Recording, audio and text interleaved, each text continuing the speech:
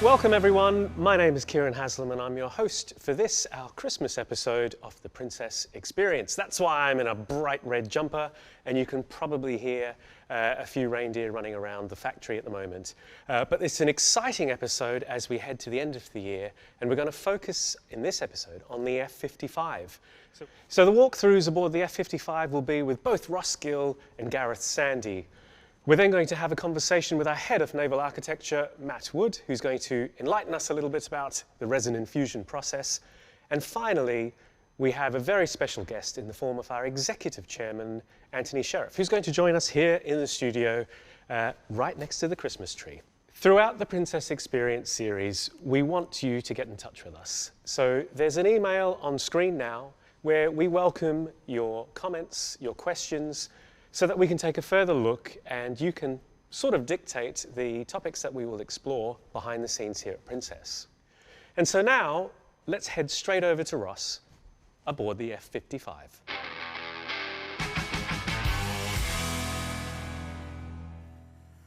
Well, welcome to the F55. Here you find us on the main deck of the F55 and I'm at the helm position, as you can see. This boat has got a fully glass bridge, which gives you this, as you can quite clearly see, a really nice clean area to look at. You can have an option 2 16-inch screens here. We've only got one on this boat today, and there's a 7-inch which is all your Volvo displays. This boat comes with a 900 D13s. Great helm. You can, as you can see, I'm sat down, easy access to my throttles. This chair is fully adjustable. Or should I want to, I can actually turn this into a bolster. That's quite a few people like to stand up when they're manoeuvring the boat. Great visibility. What I like about this boat is you have the drop window, so you can have some nice fresh air. Now if you're in a climate where it's a bit too warm to have that open, you do have your air conditioning vents either side, so you can get some natural air in there. Drinks holders there.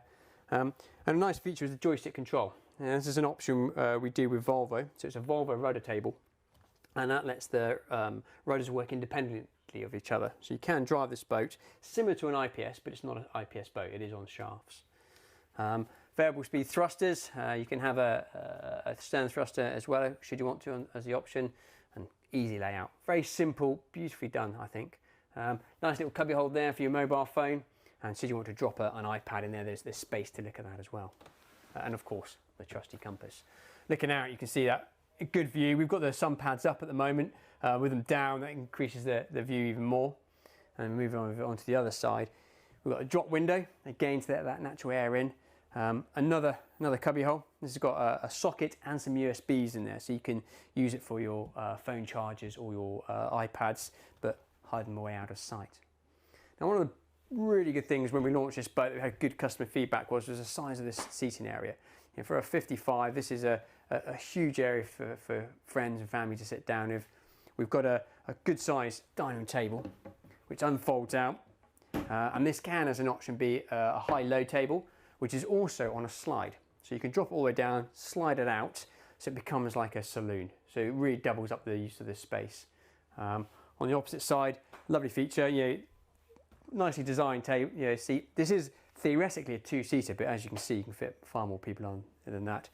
Underneath, if I can find it, good sized drawers, there's 2 of those, one either side. Trying to make that space that is often hard to get to as easy as possible. Behind here we have the pop-up TV, so that lifts up, so it really turns into a nice lounge. And of course, those big windows. So if you're not watching TV, you've got that view. Maybe not today in King Point Marina, although the 85 is quite pretty, but if you're in your anchorage, really rather lovely. Down 2 stairs, that gives you a head height in the master cabin.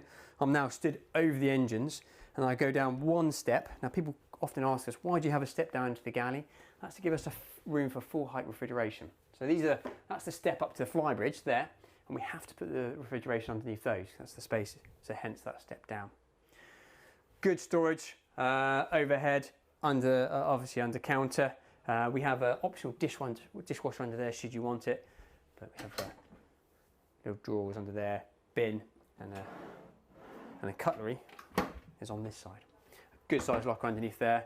And then what's become quite a feature of Princesses now is that pop-up window, which really brings the inside outside, outside in. Turns this into a bar, turns it into a galley. But you can really see yourself entertaining, being part of the whole of the family. Like trying to get away from that galley, be in the middle of the boat, and you're stuck out the way of all the action that's going on outside. Over on the opposite side, we have a nice sideboard unit. Underneath here we have storage for glasses, as well as your bottles.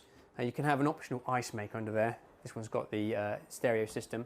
And then lastly, you have another optional fridge on this side as well. But great, another use for a bar. But it's really nice how you got this under level lighting, just make a feature out of a utility space. Coming out onto the aft deck, we have another dining room table out here. This folds out in similar style to the one in the saloon. Good seating all the way around. Obviously the boat comes with full wraparound covers as standard. Snubbing winches on either side, and obviously underneath where we're standing now is access to the engine room and the lazarette. Staircase up to the flybridge, and then on this side we have the option of having a third helm station.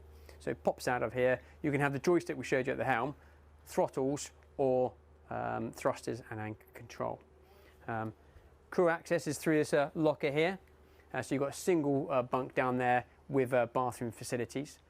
There's an up-down platform on this boat. We won't show it just yet because, as you can see, we have an 85 pretty much parked on there, and we'll bang our heads on those stainless steel anchors. But let's go and have a look on the foredeck.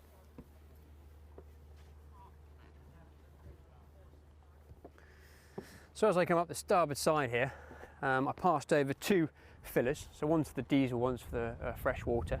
We also have another diesel on the port side, so it doesn't matter which side of the fuel pontoon you go to, you can fill both sides. Although most people like to run a hose either side and fill the tanks equally. But here we are on the foredeck. I guess the key aspect of the F55 over previous boats we built is this Portuguese bridge. Having somewhere to sit down comfortably to enjoy the sun, and often what we call the breezy end of the boat, but often, as you know, when you're in a marina, the most private part. You're not looking at everyone walking down the pontoon. Really nice to sit up here on this size. Got lift up headrests. They can drop down to a degree. They're on ratchets, so you can vary the level of your head. And then coming over onto here to the port side, good sized wing locker. In here we can pop fenders, your warps, whatever you may need, and there's also under there your waste tank pump out. Moving forward to the business end, past these good sized handrails for your guests when they're sat up on the sunbed. You'll also notice that the rails all around the boat are good size, so you feel a real purchase when you're holding on. Decent sized cleats and fair leads, and then you get your capstan, and then two lockers either side as standard. One where the chain locker goes under, the other one where you can store warps, and you've got your controls for your electric windlass. So lovely foredeck. I think stands out over previous boats we've done of this size, but of course it gets great access and visibility of the guys up on the bridge.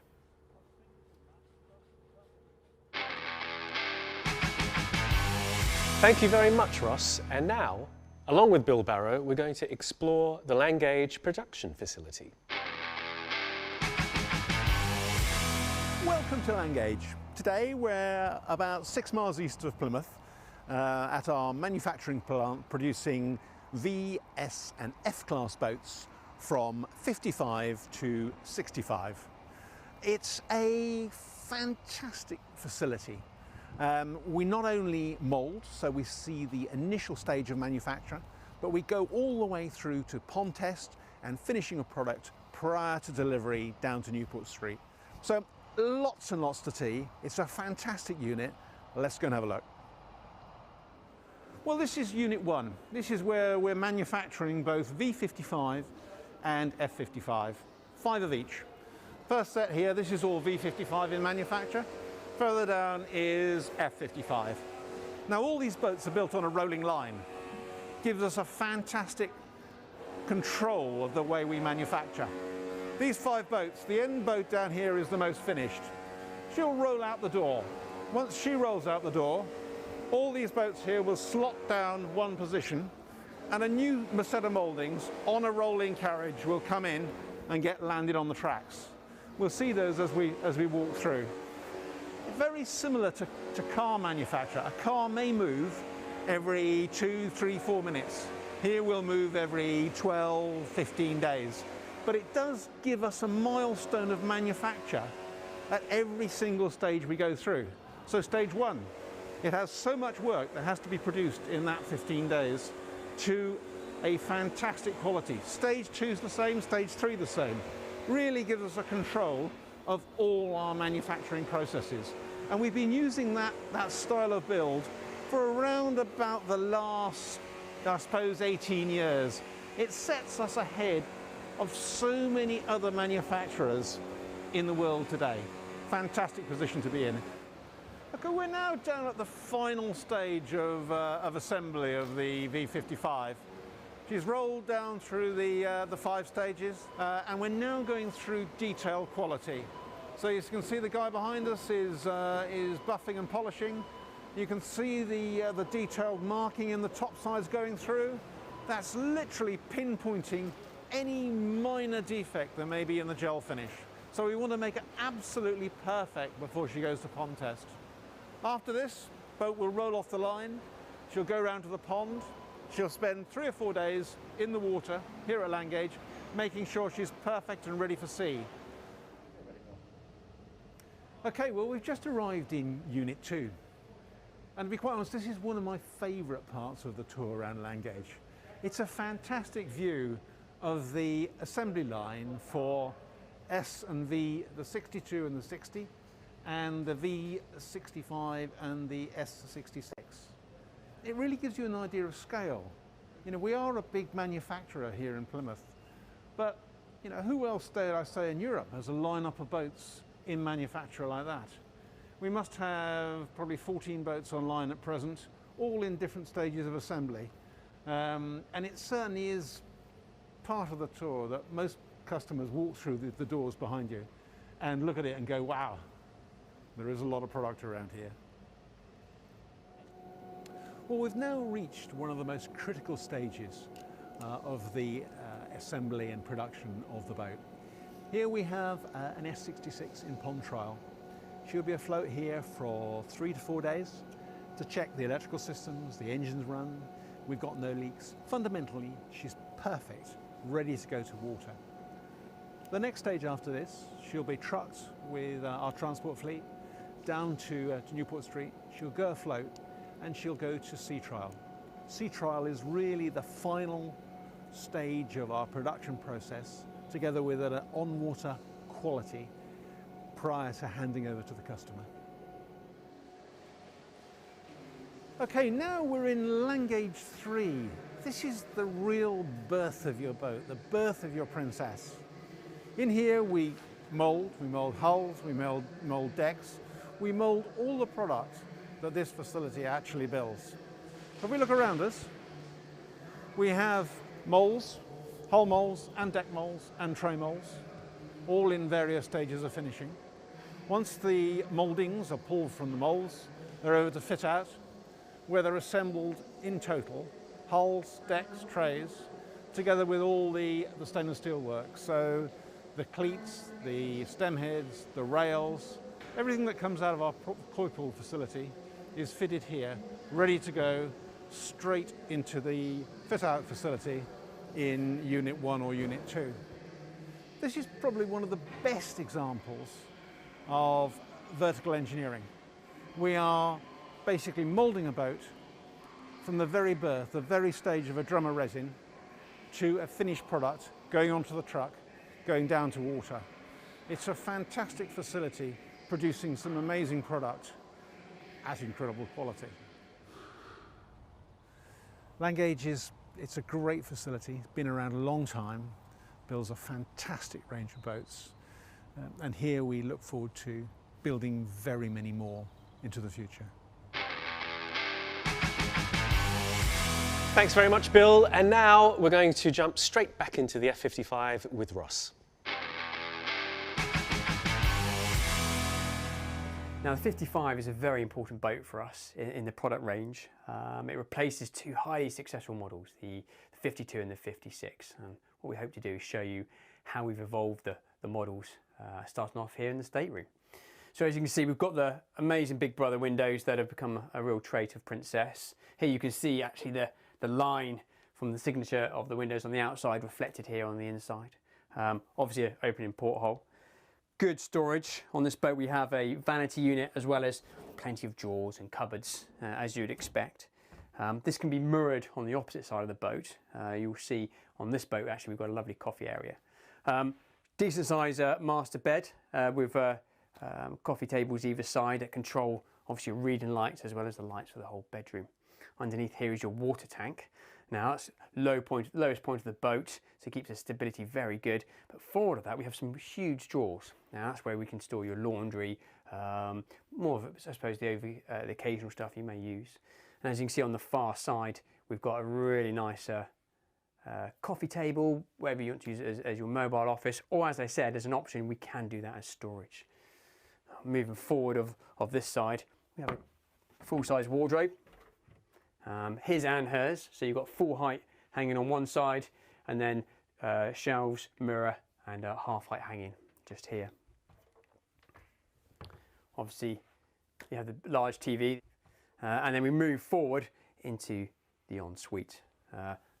Lovely shower cubicle, good size sideboard for toiletries, that sort of thing, as well as a cupboard behind the mirror. Moving forward, washer dryer stored underneath there. The other side of the bulkhead or this door here is another large storage unit, and then we move up forward into the guest accommodation. Okay, moving out of the master cabin, we come up forward into the guest area, to the guest bathroom or head. This can be used as your day head or as the guest when they're staying on board.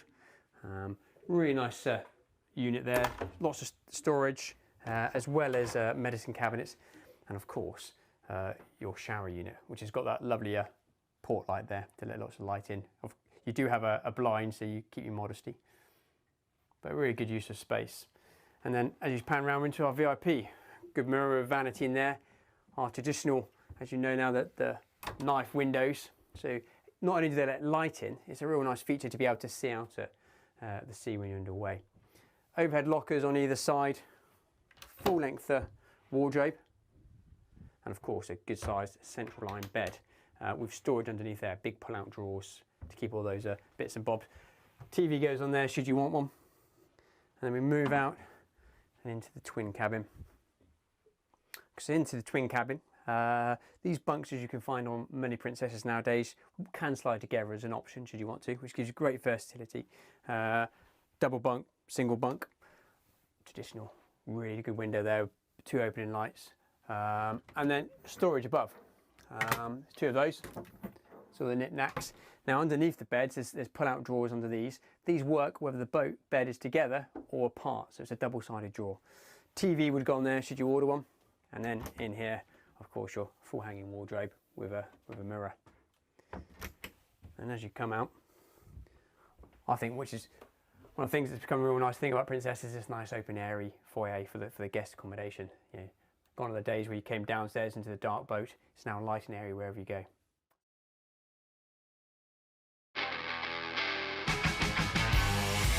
Thanks to Russ in the lower accommodation on the F55, and now we join our company naval architect, Andy Hay.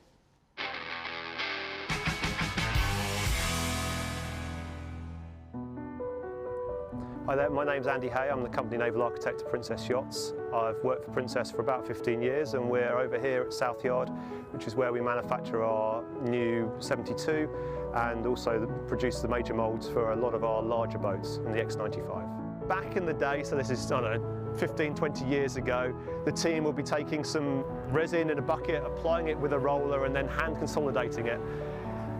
That process generally made heavy laminates, very low strength. A guy, when he's hand applying a roller, he's applying it by hand, he can vary the pressure, he can vary the consolidation that we're putting into that laminate.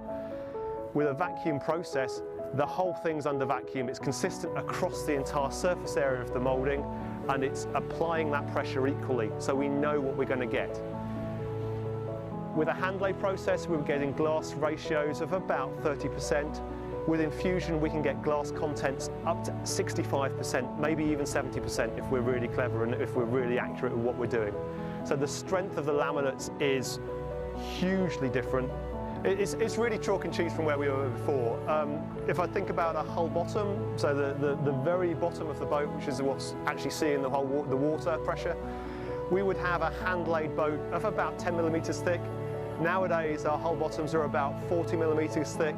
So those panels are much, much stiffer than they were before. That means that the performance of the boat's going to increase because we can actually get far more hydrodynamic resistance going through, so the hulls are actually reacting, the energy is being dissipated, we get better performance. That 10 millimeter laminate, we're actually now beating that in terms of weight, so we've got much lighter weight products being built. We've actually, as a business, chosen not to really make the same boat but lighter.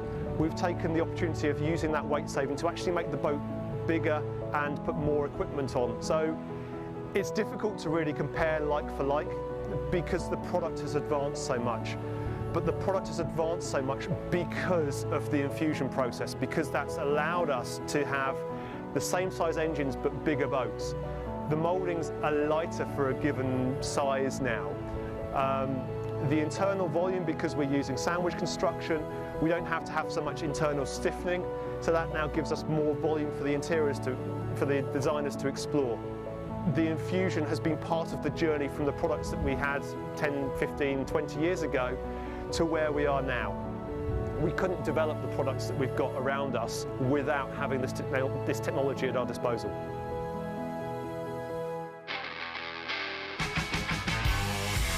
Thank you very much, Andy. And to tell us a little bit more about the resin infusion process, we have in the studio with us Matt Wood. Matt, thank you very much for being here. Pleasure, Kieran. Matt's head of naval architecture, and Matt, just in terms of resin infusion, from a naval architect's perspective, what has this done to naval architecture, and what are sort of the considerations now from the process of, you know, taking an idea and then putting it into physical production? I think more from a production engineering standpoint than specifically naval architecture. I think it's allowed people to dream bigger about what you can do in a one-off composite part, really, yeah, or a single shot composite part. You know, the idea that you would risk all those weeks of labour of putting that part together, and then you just, you know, the pump set, you turn the taps on and you flood that part, and it's like, wow, that is just so ballsy, really. You know, 2 weeks work, 40 grand's worth of materials, you're going to risk it all for 2 hours of, you know, running the resin through it. Yeah. I think that's a real big change. Yeah, yeah. And what are some of the new sort of technologies that are coming in terms of, can this technique be used with other materials other than resin and fiberglass? And what have we done to explore alternatives? The infusion process is valid for all composite materials, and I think the big change we're going to see coming is the introduction of more plant-based fibres, replacing glass, and more plant-based or bio-oil-based resins as well. Yeah. You know, all of that stuff we use at the moment is very energy intensive to produce, or relies on petrochemicals. So yeah. We can't go on doing that forever, and we have to work out how we get a mix of that more sustainable product into the composite, really. And it is an exciting time. I was at the Düsseldorf Boat Show, and went and saw there was an exhibitor who had a flax hull, and you know, the conversations around bioresins, and they're real conversations. I mean, I know. Yeah, it's really happening. I mean, 20 years ago we were all dreaming about it, and people were making the odd surfboard or something out of something super exotic that was never going to see the light of day in a commercial setting. But we're now at that point where I think in the next, you know, 18 months, 2 years, we're going to be trialling this stuff at scale. Yeah. Not full hulls and canopies, but certainly on smaller mouldings. Yeah. Yeah. Fantastic. Excellent. Well, Matt, thank you very much for being with us for this episode, and for giving us your insights into resin infusion. That was Matt Wood, who's our head of naval architecture here at Princess. We're now going to go back to Ross and Gareth, who are on the F55, to take a further look.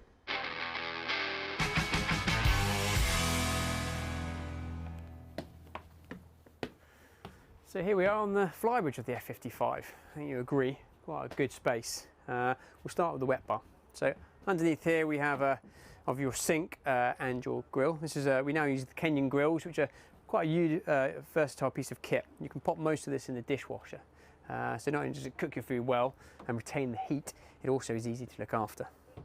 Underneath we have plenty of storage. A bin, obviously drinks and bits and bobs underneath there.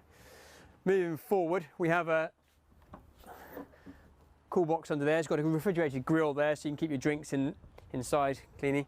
And then on this side we have, opposite the helm, a nice little day bed area. Under here, pulls out, and you've got an infill cushion there, so it turns into a day bed, completely out of the wind.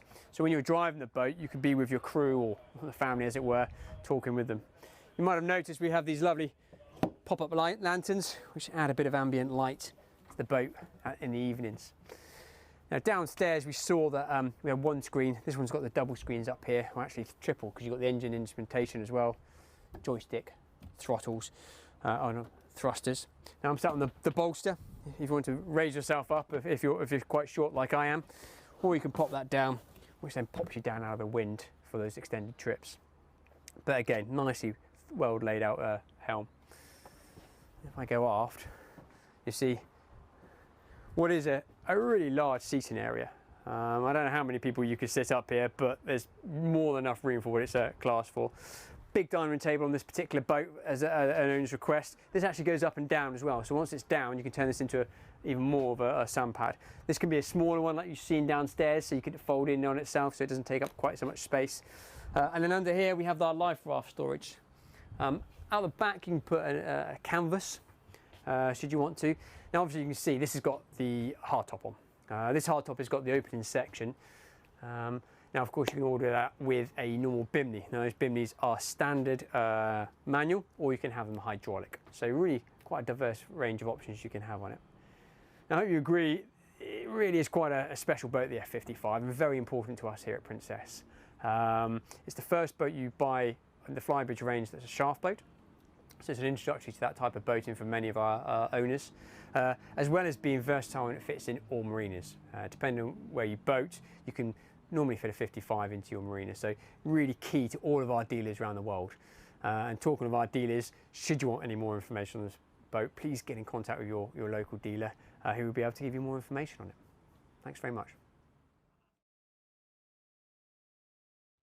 So here we are in the engine room of the Princess F55, and each side of me here you've got the Volvo Penta D13 900 horsepower diesel engines, outputting through traditional conventional arrangement of gearbox and propeller shafts with the Volvo electronic steering system.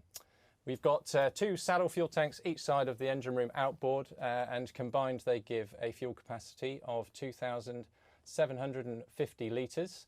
Which gives the boat an optimum range somewhere between 250 to 300 nautical miles, depending on your preferred cruising speed. Everything's pretty easy to hand for maintenance down here. You've got removable hatches in the deck tread here to give you access to the freshwater pumps for maintenance. You've got underneath me here the sea cocks and sea strainers for both main engines, and bilge pump access aft. You've also got the DC panels and the AC electric panels on the aft bulkhead here, which are very easy to hand with tread plates over both couplings on the propeller shafts. Aft of the engine room space there is room for a optional gyroscopic stabilizer, which is the Seakeeper 9 we offer on the F55, and it proves very effective indeed when the boat's out at sea. You've also got the option to add an air conditioning plant in this space, which offers 78,000 BTUs of air conditioning capacity. The boat comes as standard with a 9.5 kilowatt generator, which can be upgraded to 17.5 should you go for the gyroscopic stabilizer, or in fact the air conditioning as well. What else can I tell you about the engine room? Not much else in here really to speak of. We've got the fuel filtration system here on the forward bulkhead to my left, which is the starboard side of the boat, and again on the port side for the port engine. You've also got the fire suppression system mounted here, which is fully automatic on the forward bulkhead. The boat also has a holding tank for black water to the tune of 315 litres, and the water capacity for the boat is just over 600 litres. So here we are in the crew cabin of the Princess Flybridge 55, and it's a great space down here. It's a fantastic option to go for should you want the occasional crew member to run the boat, or even a full-time captain for your 55. You've got a 1.8 metre berth here with side loading storage above and pull-out drawers underneath. There is a window behind this privacy Venetian blind here in the transom. And you've also got natural ventilation by way of an opening port light here, and also in the bathroom behind me as well. We've kept the sink in the cabin to maximise on space in the bathroom. So you've got storage under the sink here, which is aft on the transom. And then behind me here on the port side of the boat, you've got a full height shower, as you can see here, and a very spacious head forward in this compartment as well. There's plenty of access to everything you might need access to when the vessel's underway. You've got your electronic steering systems behind the hatches here in the bathroom, and then at the bottom of the stepway into the cabin on the starboard side. Bilge space underneath with its own separate bilge pump back here, and the shower of course has its own grey water sump as well. So in summary, the Princess F55 crew cabin option is really great should you want to have an occasional crew member or even a full-time captain. There's plenty of space to live down here for extended cruising, and if you don't go for the crew cabin option, this space is phenomenal. So you've got room for the dinghy, you've got room for lines, you've got room for fenders, extra tools, extra spares, whatever it may need. This space has plenty to offer. And now one of the most highly regarded talents in the boating sphere, Christina O'Don, who has been with us for some time here at Princess, and Christina is going to take us through a boat in Monaco.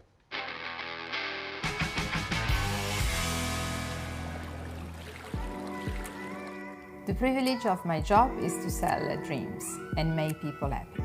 I'm Christina, and I'm so pleased to tell you that I've been working for Princess for more than 25 years. Here we are in Princess Monaco office. We are in the mecca of yachting and the hub of yachting. We've been appointed as Princess dealers and distributor in the Monaco territory, and we can offer a very good service, an excellent service, of course in sales, in after sales, in marketing strategy, in advertising, and we're doing our best to satisfy and fulfill all the customers' desires and requirements. Even, of course, in this difficult and challenging period, we are still positive, and I'm a positive person, so I'm trying also to keep my positive attitude. So I'm very confident that we will get through all these challenging moments all together. Yachting is a passion, is a style of life. We are selling emotions, very, very big emotions, and emotions help people and human beings to survive. It's very important to say that when we sell a yacht, our customer will stay with us forever. Welcome on board on this beautiful sunny day in Monaco on the Princess 85. The Princess 85 is a triumph of contemporary design. We are on the flybridge with this big entertainment area, with a big sun pad, dining area, and a beautiful wet bar. Every Princess boat is designed with forward-thinking mentality and crafted with a very meticulous attention for detail. Here we are in the big saloon, a very nice area, full of space, full of light. We have a flexible galley and a dining area. Below deck, we have accommodation for 8 guests with a beautiful master cabin with an ensuite bathroom, a VIP forward cabin, and 1 twin and 1 double cabin. All of them, they've got ensuite bathrooms. Then there is the crew quarters, which is of course an area dedicated for the crew, with a single cabin for the captain and a double bed cabin for the crew. The quality of the finest materials on this particular boat, which is ready for prompt delivery, is excellent. A yacht can give you unforgettable moments that you share with your family and with your friends. Really a very great and unforgettable experience. You can't live without.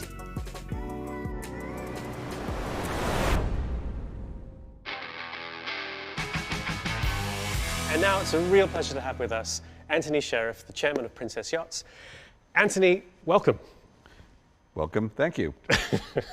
Anthony, it's great because I get to talk to you very openly now, and as we approach rapidly the end of 2020, it's been a pretty extraordinary year for us in this industry as Princess, in terms of reaching really, really far into the future. What's going to be, you know, the markers that help navigate that course for you as the person, you know, with your hand on the rudder of Princess Yachts? Well, we are going to have wheels, not rudders. Yeah. We're not going to go back. So I think over the last few years, Princess has really pushed ahead steadily on both the design front and as well as a technical front. Our hulls have become more efficient and even better in terms of seakeeping. We've introduced some real innovations, such as the active foiling system on the R35. We've dabbled in alternative materials, such as the carbon on the R35. The hull form of the X95 is really a huge step forward, and we're continually doing that from a technical standpoint. From a design standpoint, we really are pushing forward smartly. If you look at our boats from one boat to the next, it seems like a continuous evolution, but every now and then we pause and look at our boat line today compared to where we were 5 years ago, and it seems like a revolution. So we're moving incrementally, but incrementally at a very, very rapid pace. There has not yet been a big disruption, and we are working to think about what that big disruption might be. So one thing that we clearly need to be addressing is our footprint. We are doing a lot of things, such as making our hulls more efficient, which have a very direct impact on the footprint of our boats. They do consume less fuel. We're looking at alternative materials that are recycled. You know, one material that I found recently that's particularly relevant is there's a company making carpeting that uses reclaimed plastic from the ocean. So if we can take garbage out of the ocean and put it in a beautiful sense on our boats, that's a wonderful thing to do. But what we do need to figure out is at some point electrification is going to become relevant for boating, and we need to figure out how to make that work in a way that is not just symbolic but actually does make an impact. And you cannot take the solutions that have been used in automotive and apply them to yachting, because they won't have the same impact. And so we have some clever ideas and things that we're looking at in the future that we want to develop, which will allow boats to be more economical, have less of a footprint, and also be a better place to live and live with. And Anthony, you know, we're in a really interesting industry, a really interesting sector within this industry, where we're very, very close in proximity to our clients, to the owners of our products. You spend a great deal of time, you know, you can go through many different sectors, and it's hard to get in touch with the chairman of the brand, you know, and to have quality interaction. I see you do that. What are you picking up from our clients today, and what can we do to make that relationship even stronger in the future? I mean, I think that from my own personal standpoint, I'd like to speak to the customers because I want to know what's going on. I do want unfiltered information. I do not want only good information. It's nice to have. I'd like people to get angry. I'd like people to say what's not going right, so we have an opportunity to fix it. And we get a lot of people who are, you know, for me, the best calls are somebody who's saying, I've had this list of issues with my boat, what's going on? And then afterwards to say, actually, you fixed them all, and the rest of the boat is absolutely fantastic, I love it, but here's 2 or 3 suggestions for what you need to do in the future. And we do consistently listen to what our customers say and reflect. There was one boat where we were wondering what the best layout was, and it became clear that the direction we were heading, which made perfect sense to us as designers and engineers, was not actually how the customer wanted to live on that boat. It did not fit their lifestyle. It was an S boat, a sport boat, where as it got bigger and bigger, they said, I'd like it to be a little bit more formal, and I'd like the spaces to reflect that formality rather than the open air casualness that's the direction you were heading. So it's invaluable feedback. Our customers are the people who use the boats far more than we do. This is, in that case, it's very different from the car industry or making iPhones or consumer products where everybody uses a telephone, everybody drives a car. not everybody has the opportunity to spend the summer on a luxury yacht. Yeah. Sadly, I don't either. Yeah. I'm too busy making them. And so we do have to avail ourselves to the comments and the feedback that are coming from the people that really do use these things every day. And every now and then I hear people in my company and other companies say, oh, these super customers, they don't know what the heck they want. Well, actually, they do know what they want. They do know how they use the boat. They do know what bothers them on a day-to-day basis, and they do know what would make their life better. And the intelligent company is going to be the company that takes that into account in the design of new boats. Yeah.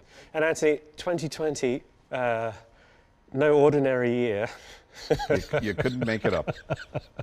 Let's just get a quick recap from your perspective on 2020. We've been in a strange way, even with the all stop and the all pause in various respects, and in the way in which we've interacted with the outside world. The mere fact that we're doing this series is to be able to continue to have conversations and deliver the world of Princess to our many clients and fans around the world. You know, from your perspective, talk to me a little bit about 2020 as we close out the year. Right. I'm going to, first of all, I'd like to thank the enthusiasm and confidence that our customers had, because actually people have realized that yachting is a wonderful way to live in this environment. And we're having a really strong commercial experience at the moment, because yachting really is a wonderful way to spend holiday in an isolated way, in a safe way, and our commercial success at the moment is experiencing that. But I'd also like to thank the resilience of our team and our suppliers and our distributors, all of the team, in taking us through this in a very decisive way without wimping out. The way I'll use a Formula One analogy, having worked for a Formula One company for 10 years at McLaren. It's a bit like we're driving around the track and we're putting in good lap times, and all of a sudden the heavens open and half the field pull to the side of the road and say, we don't know what to do. It's too wet to keep on going. We dived into the pit stop, put on our rain tires, and went back out as quickly as possible. Yep. We stopped the company on a dime because it wasn't safe to continue. We got our house in order.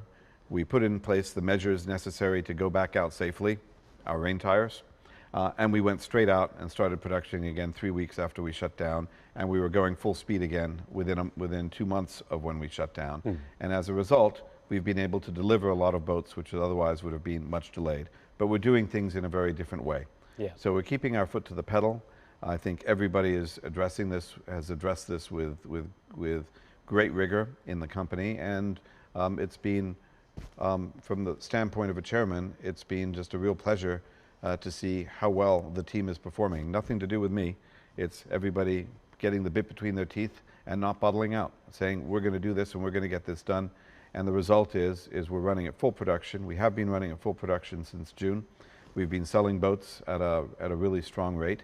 And if this continues, we have every expectation we're going to continue to be very successful. Great. Excellent. Anthony, well, thank you. I'm going to give you a Merry Christmas elbow. Yep. Sign of the times. Merry Christmas, Happy Holidays. And that was Anthony Sheriff, our chairman, who joined us for this. Anthony, once again, thank you very much. And you're going to be joining us for more episodes in the future. We've got New Year's Eve just around the corner, and then we're well into 2021 before you know it, and we're ready. Thanks, Kieran. Thanks for that, Anthony. So that brings us to the end of this episode. We have one more episode this year, which will air just ahead of New Year's Eve. And from all of us here, happy holiday to all of our viewers. Thank you.